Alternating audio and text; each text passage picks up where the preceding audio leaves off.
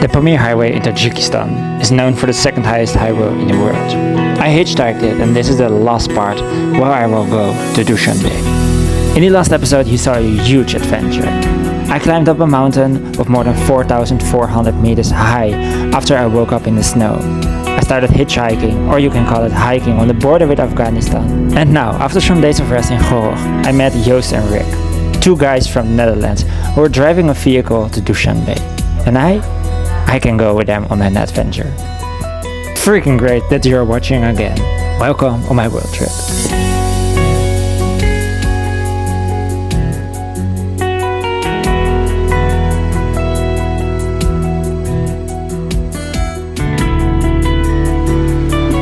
We are stuck.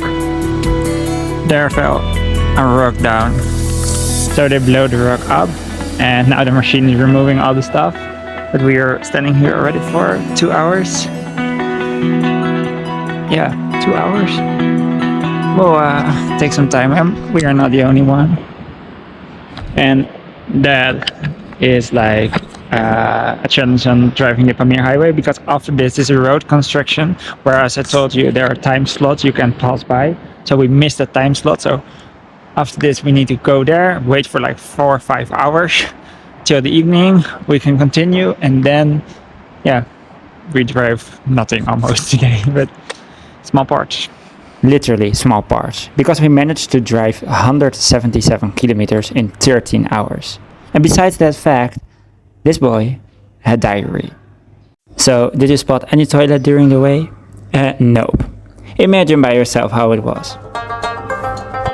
The delay gives us the opportunity to join the Afghan market. Most of the places around the border each Saturday. Local people from Afghanistan will come over to Tajikistan to sell their produce. There was a lot of army and police around to check that everything went right, since there are a lot of restrictions for Pamiri people to meet the Afghan people. Look at the local clothes.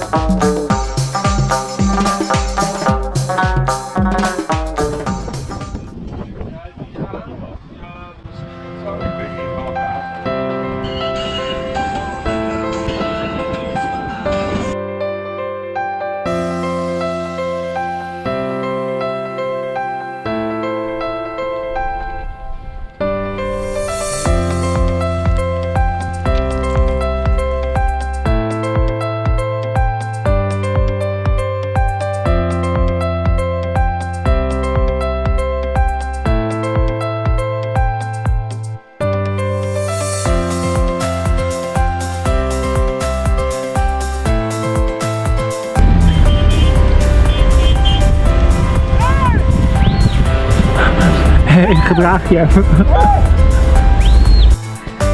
So, we could not make it directly to Dushanbe. So, yesterday we drove like a lot, like the whole day. It was a really beautiful ride. It was a north ride from Gorog all the way north, till you enter one of the 4 main roads in Tajikistan. Didn't expect a good road. I showed you maybe already some footage from yesterday evening where the road was good, and after a while it gets super bad, and it's actually pretty hard to travel by car as well in Tajikistan. And now we are ended up in a hotel room. We paid 300 simoni. That's quite a lot, but quite a lot because if you're expecting something, and nope, it's not. Look at this beautiful, or I don't know, but typical lamp. It's half broken, and if you want to get another colors, like this is the room, but outside it's like you really can see how the country is. Like the big flag over there, and some flags over here, and yeah, I don't know. It's a total different landscape than days before. Quite interesting. The shower is half working. The toilet is half working. But okay, today we will make it to Dushanbe. Let's go. This also, like, there's a lot of stuff like from other people still in the room. Like, I don't know, in my home country would be not normal, but okay. Okay.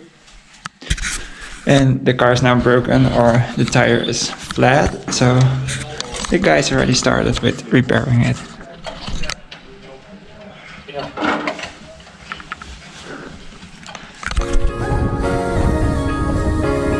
Dushanbe. Dushanbe is the capital of Tajikistan, and for the local people that I met in the Pamir region, it is the city with the money.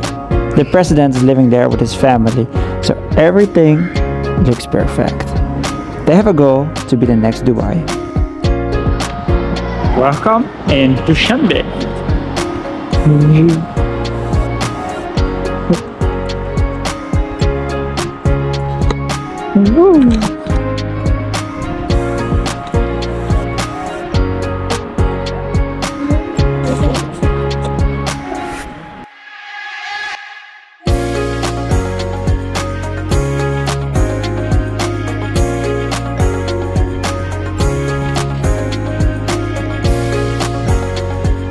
In Dushanbe is the biggest flag of the world, built next to the house of the president.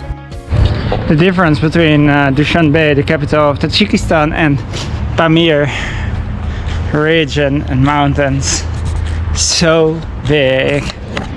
That is exactly what people said me in Pamir region.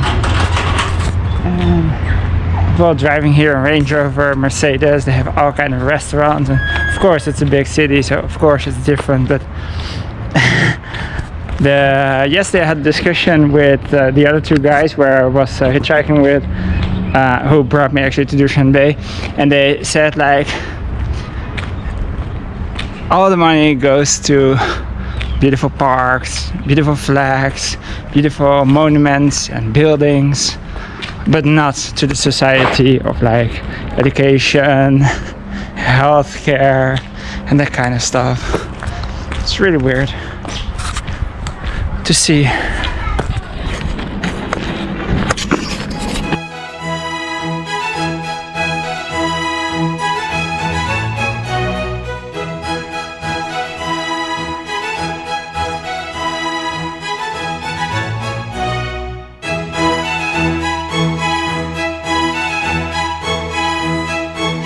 Okay, I went to the office for the application of visa and that kind of stuff.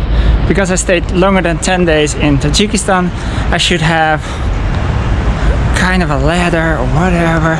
I really don't understand. And the hostel could not explain me pretty well. They said, go to the office, and the office said, go back to your hostel.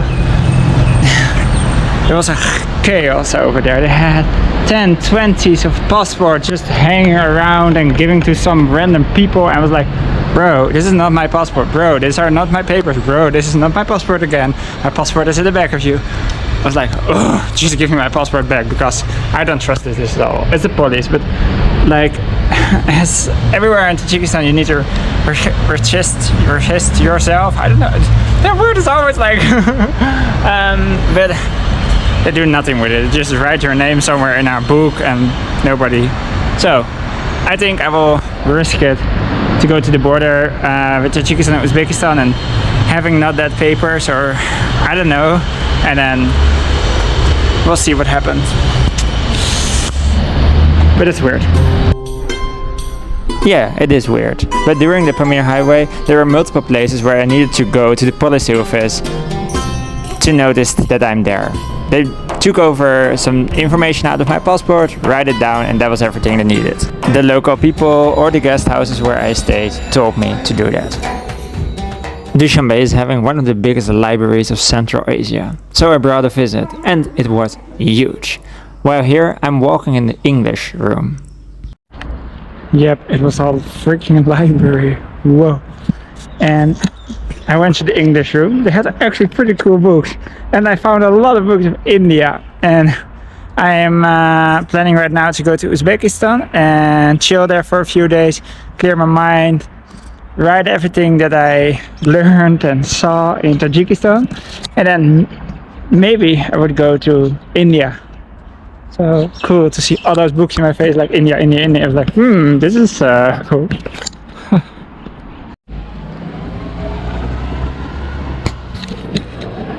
an early morning at bus station. I was here like 6:30, but my bus is going on 8 and not on 7, as they said. But okay. I'm gonna reach Tashkent, I hope today from Dushanbe. It's like around 550 kilometers, something like that. But there's no direct bus going, so I pray the bus is going from the village where I'm going right now. And otherwise, we'll see, hitchhike or whatever. I'm a bit lazy. Or I feel a bit lazy, I just want to take the bus. That's it. Chill.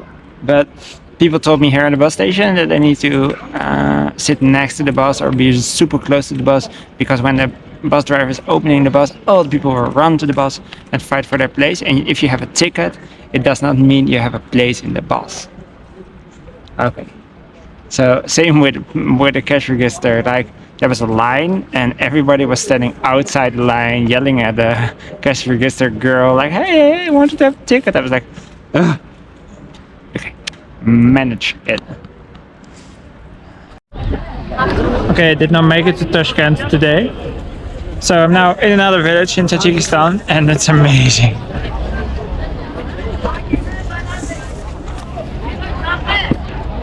The bazaar place that I love. And they have good food.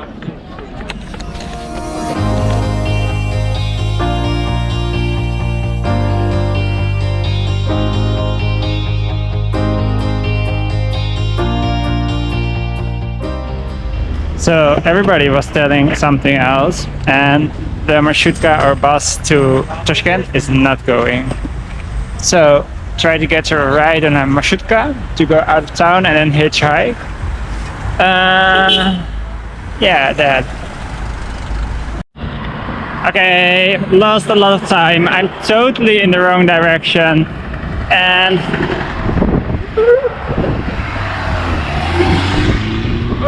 crossing a huge road. I need to hitchhike back now to town again, and then hopefully find the right marshrutka or transport to Uzbekistan, because now I'm far away. Oh my god. Yeah, I got frustrated. There was a time that I really needed to leave the country because of my visa. And in the same way, I booked something like an accommodation. I never do that, but I really want to make sure that the next coming days are relaxing. Okay, try to hitchhike. Oh my god, why? So I figured out why I went in the wrong direction, because there are two freaking Bostons, one in the north and one in the south. So it makes sense that the guy sent me to the wrong Boston. I did not expect two Bostons. But hey, actually it's going pretty well. I had already 2 rides and now I must find a new ride. Yeah, that's how easy it is. And I think my new ride is over there.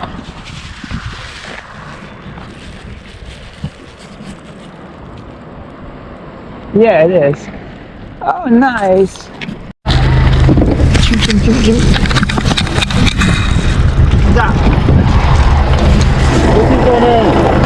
My name is Menno. Menno. Yeah. Nice to meet you. How do you do? I'm actually pretty fine. You? English. Pa English, Galandia. Galandia. Da. Pariskianiato. Sum. Oh damn, I had a ride to the border and that man was so freaking cool. He was just smiling the whole time and so happy. I told him this smells beautiful. But again, he got a flat tire. That sucks. Like the quality of the cars over here is really bad.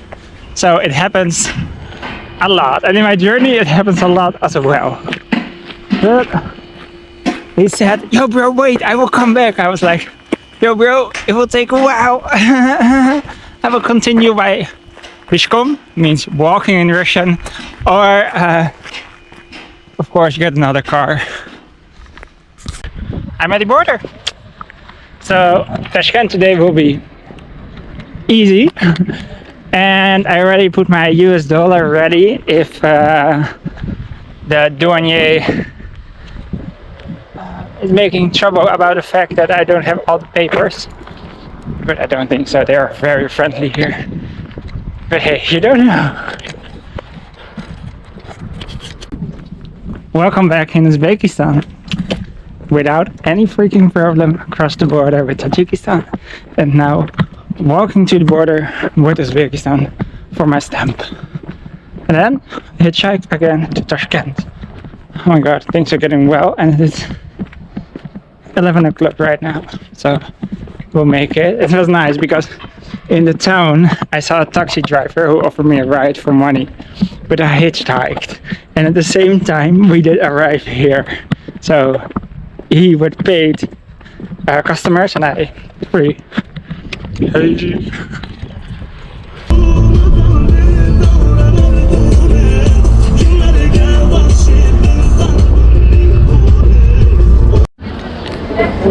Welcome in Tashkent. Woo! Made it, and how? It was really crazy. I had a ride and the guy was so nice. We had a really good conversation, and then he paid me a shared taxi directly to Tashkent. He was like, yeah, this is, oh wow, this is pretty normal to do. I was like, bro, how much do I need to pay you? He was like, shame on you, shame on you. Come on, you're a guest. I will pay for you. Now I'm in Tashkent, or my favorite place, on the bazaar. And this is a new bazaar. I did not went here. Look at this. Disgusting. Let's go. Dreaming. This was my dream. Traveling the Pamir Highway in Tajikistan. And I did everything I could to accomplish my dream.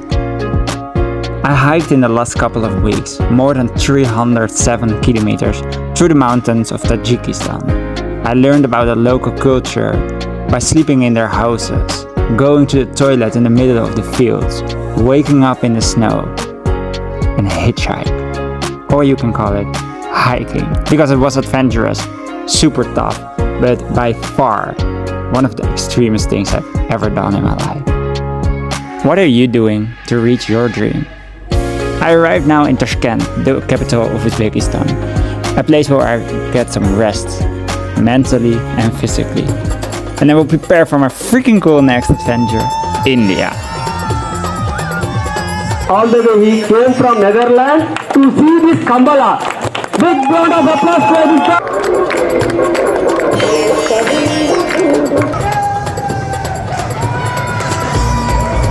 It's gonna be a wild, local, adventurous travel in India. Believe in your dream, you can make it true.